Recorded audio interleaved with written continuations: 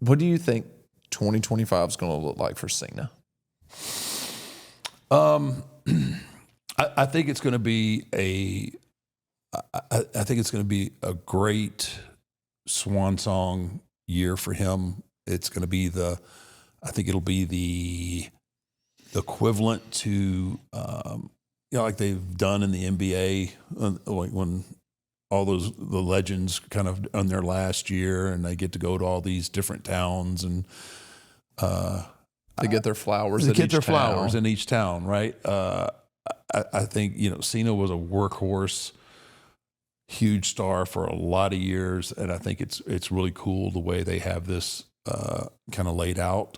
They've got a certain amount of dates he's going to make, a certain amount of premium live events he's going to make, and it's going to give people a chance to, kind of, again, give him his flowers, give him his props, let him, say goodbye. It's a cool way of doing it, and I think, I don't expect anything like crazy.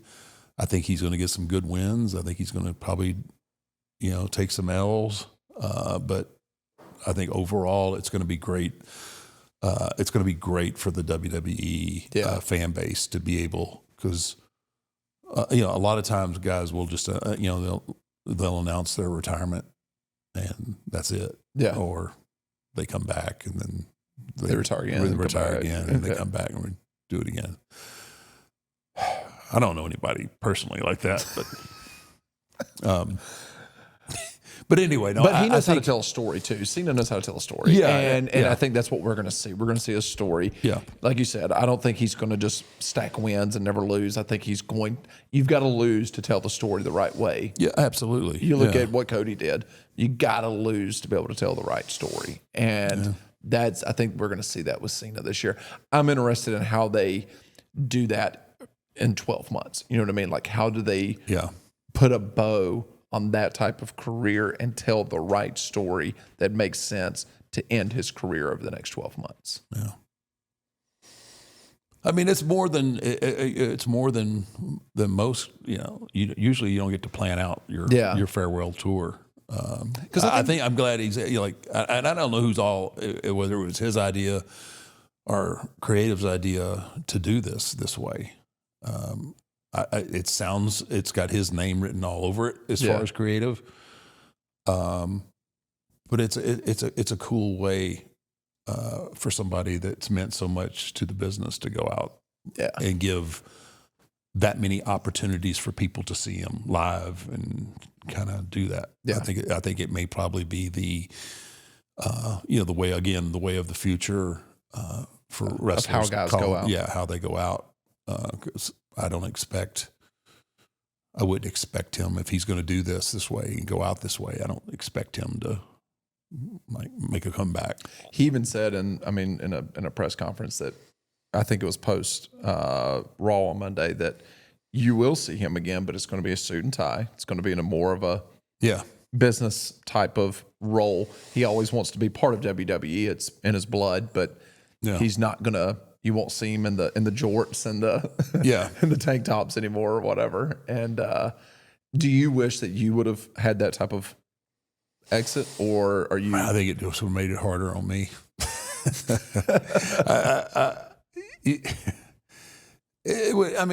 You sit back now, hindsight being 2020, it would have been cool, but I don't know that you can do it with my character. That's the one thing that I was thinking. I don't know if your character makes sense to do. Yeah, I mean, what am I going to do? Song. Like, right? I mean, what am I? I can't embrace the crowd. I couldn't do any of those things. So, it just. The only thing I could think of is if, let's say your streak never got broken, if you were at like number 24 and it was going to be it could be the 25th win type of thing. You know what I mean? Like, is that going to be your last WrestleMania and right off in the sunset type of thing, and kind of figure out if maybe that was you've announced going into WrestleMania, this was going to be it. This is going to be the last one for you, and you're going to get that 25th signature win. And could have figured out something there with that angle. But I think a 12-month farewell tour, I don't think that makes sense with the Undertaker character. Yeah. No, I don't either. Yeah. And by the time I'd get to the end of it, if I'd worked 12 months straight, then I'd be like, I could keep going. You would bet you have retired at 30. Yeah, I could do this. I could do this forever, man. Are you kidding me? Well, I think 2025 is going to be maybe the greatest year we're going to see in WWE's history. You're talking Netflix the other night. We've got Mania in Vegas. Mm-hmm. I mean, this year, Survivor Series, I believe, is a 2-night event. Could be. I think it's going to. Yeah, I think it's going to be a 2-night event. I think they announced that. There's so many great things that are happening right now for WWE. And we got LFG coming down the pike, brother. We got LFG coming down the pike where we get to see the big man. Is that going to be on USA, A&E? That is going to be on A&E. A&E? Yeah, Yep. it's going to be killer, man. Yeah. That's going to be fun to watch. When does that air? Do you know? I believe, I don't know for sure. I think it starts maybe February. Yeah, I was kind of looking. I was looking online. I couldn't find. Yeah, I think they're still kind of toying with the starting dates. And, Yeah, I'm sure we're going to have to do quite a bit of media tour to promote it and everything too. So, Yeah. But we're still in the process of filming season 1. So yeah, you still got a little bit of work to left.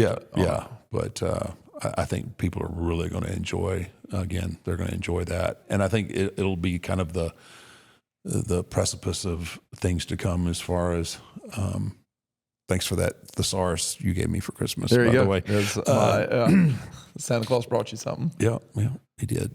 But yeah, it's fun, man. WWE is on a crazy trajectory right now, and We talked earlier in 2024, like, it's never been better. And then, Netflix rolls out with that Raw. Boom. And I'm excited now. I'm like, man, between now and Mania, this is going to be an epic Q1 for wrestling. Yeah. Like, this is going to be a lot of fun to watch. Vegas is going to be insane. Yeah, absolutely. Yeah. Yeah. So just think of it. Before we close out, just think of all the potential matches and storylines that there's a million. There's millions because finally the roster is deep again. Yeah. People are coming back that, healthy. Men's and women's division. Dude, both. It's going to be. And it goes back to like who opens up and who main events these matches. You know what I mean? Like, and with Roman coming back, him and Rock have, sorted things out over here. Like, have they? Oh yeah. They're and all of a sudden Rock's loving on, Cody. And I'm like, what is going to happen? Who's Cody going to wrestle? You know what I mean? Yeah. Like, where does this go?